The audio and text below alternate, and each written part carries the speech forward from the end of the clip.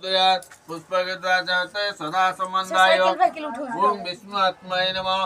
ओम विष्णु दिवात्माय नमः ओम विष्णु परमात्माय नमः ओम पुंडरीकाक्षाय नमः ओम तद विष्णु परम पदं देवी वचकुरागतं ओम अस्य आसन मंत्रस्य मेरुगुष्ठरुषि सीताय छंदा शिखरमदवता पुति बीजं आकाशक्ति अंतरिक्षं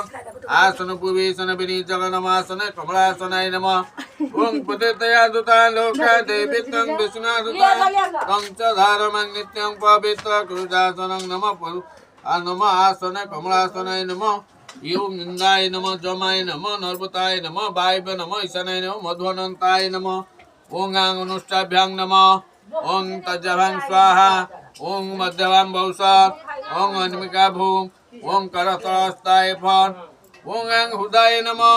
ओं शिरसे स्वाहा ओं शिखाय भौसार ओं कवचाय हुम ओं नेत्रभ्यां भौसार ओं करतस्ताय फल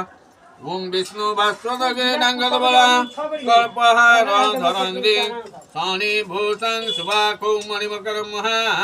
कुंडला मंडितं ओं नमः शिरसिं पुष्पं ददापाने पूजाहात् ओं खर्वं स्थूलं गजेन्द्रवदनं